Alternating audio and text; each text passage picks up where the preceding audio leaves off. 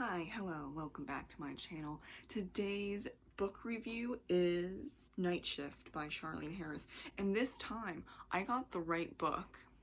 Yeah.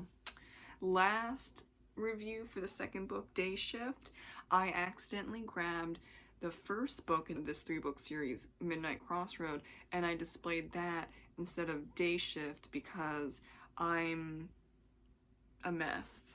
Let's be honest, I'm a mess this month. It's fine though. I think a lot of people are messy of everything going on, but I think if you can laugh at yourself, it's totally fine. So I got the right book to display this time, and jumping right into the review, since I already reviewed the first and second book, this one's gonna have some major spoilers, so I'm just gonna say that right now. Major spoilers. If you haven't read the book but you're interested, then probably stop at this point right now. I gave this book 4 out of 5 stars on Goodreads. I overall really enjoyed it, and it was wrapped up pretty nice, though there were some things that were a little weird that I don't know, like, did she need to write it like that? As in, I think the weirdest one was, so there is a very powerful demon that was locked like about 200 years ago, or it's either 200 or 250 years ago, under midnight at the crossroad. Makes sense. And since it's a small town, then, you know, I guess they were like, just lock the demon under here, and in 250 years someone will figure it out. Which, yeah, there we go. But Midnight, Texas was always weird, and that is obviously set up in the first and second book. That is for sure the obvious point in the third book, because Fiji, the witch, has to, let's see, spill her blood on top of this crossroad, but in a sexual manner. We learn, like, fairly, I would say halfway through the book, we learn that there was once another witch who put the demon under the crossroad in midnight, and she did that by having sex for the, like, so she was a virgin, and virgin blood had sex in the middle of the street. That was interesting. Like, I don't, but that's, I don't know. That's where I'm at this point. I don't know if that needed to be done, right? I don't know what Charlaine Harris is thinking about. You could have just did a whole letting your blood out in the middle of the crossroad, and Fiji's still a virgin, so that would be it. But I think during the first and second book, when it was published years ago, people really wanted Fiji and Bobo to get together, and so this was a way, it was a way to get Fiji and Bobo finally together, and so they end up in a relationship at the end because she chooses him to do the ritual with in the middle of the street. I think it's interesting, but as a writer, I'm thinking, what was that for? I don't, maybe shock value, maybe, you know, there hasn't been much sex, and this is tied to the Sookie Stackhouse series, and there was a lot of sex in that series, so I don't know. I can't make the connection. The connection is just all over the place. I don't know why, other than just, like, for fun and just throw in some sex, and, like, why not? It's only a 3-book series. What I found interesting is that Quinn was trying to get with Fiji, and he kissed her about, I don't know, halfway through the book, and she's trying to get over Bobo, so it was like, oh yeah, that's a nice kiss, thank you, that's nice. But then, yeah, I mean, she does not choose Quinn. I do think that Fiji and Bobo are a great match. That's not the problem. I think having Quinn just hang out to dry, and then also buy the house next door from her.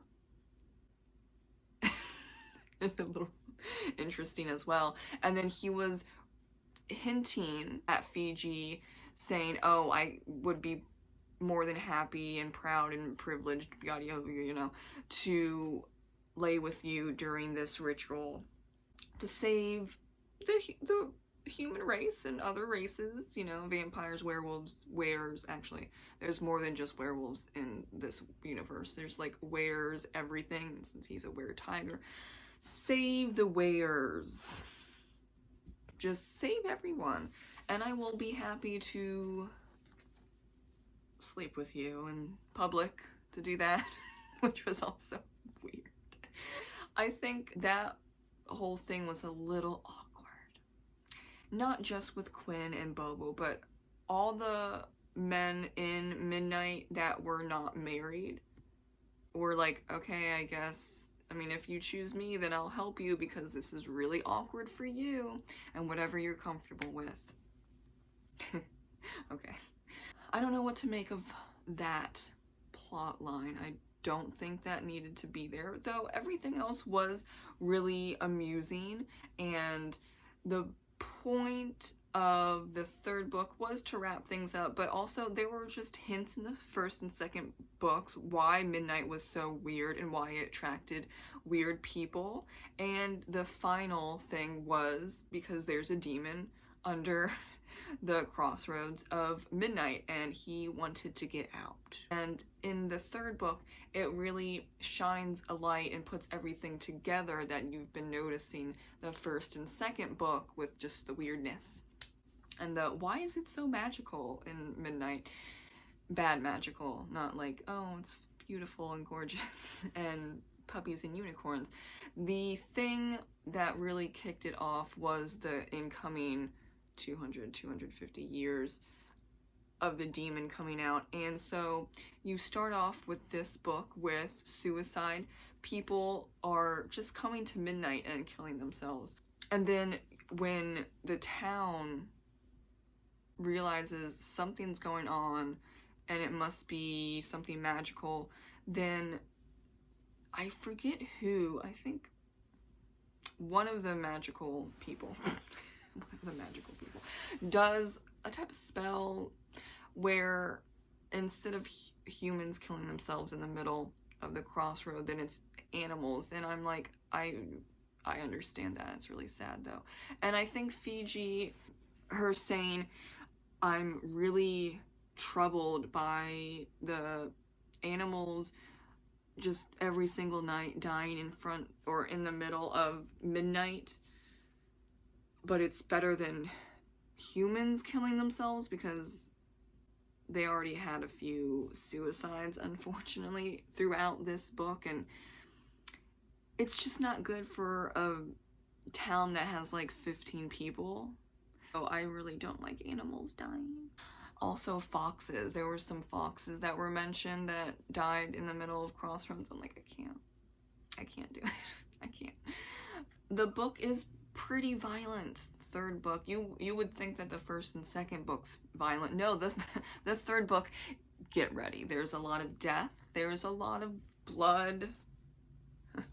There's just a lot of graphic stuff. But that Sookie Stackhouse series, yeah, that's basically all that there is in those books. So since Midnight Texas is connected, I can see why Charlaine was like, just make it violent since they're in the same universe. And there's characters that are in this book series that are in Sookie Stackhouse, like Quinn.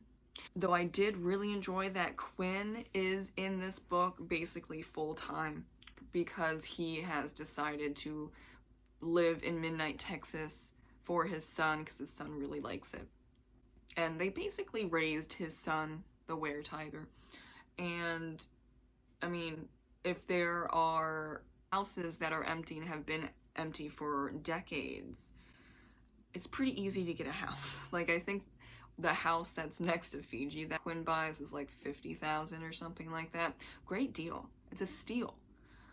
Though, I don't know, if I was Quinn and Fiji chose someone else, I don't know if I would live next to her. I mean, there's plenty of houses that are empty, There's no chance that Fiji's going to choose Quinn, so it's just at the end. And that was kind of finalized in the fact that at the end of the book, the narration was Quinn thought he found someone, but it's okay that he didn't, and he's waiting for, you know, someone else that really cares about him. I do hope that Quinn finds someone. I do love Quinn. I guess you would say that's like a wrap-up, but it's kind of hanging out there. And there's quite a few other stories of the other Midnighters that are wrapped up but hanging out there. Like, Manfred is going on dates with someone that he really cares about and he enjoys being with, but it's just that, like, they're not even boyfriend-girlfriend yet.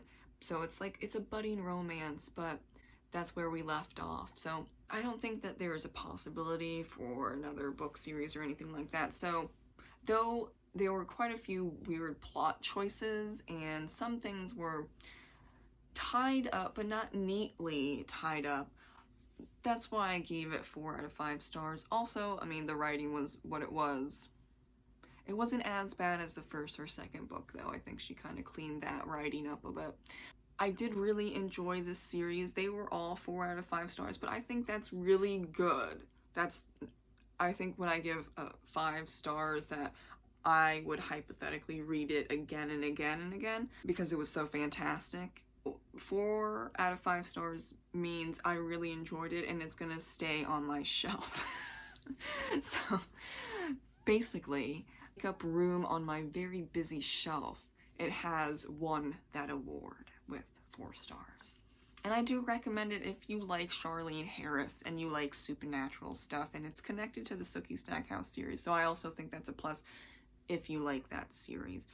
A lot of people don't, a lot of people do. It just depends on you.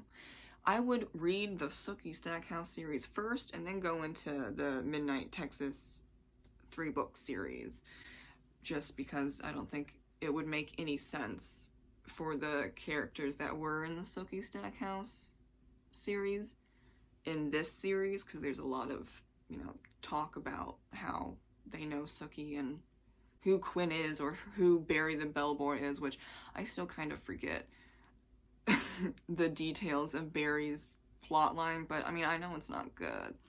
And I read the Sookie Stackhouse series books like almost a decade ago. Give me some slack. But I know about Quinn. He's stuck with me. I'm just saying. Thank you so much for watching my book review. Have a great reading day. Bye.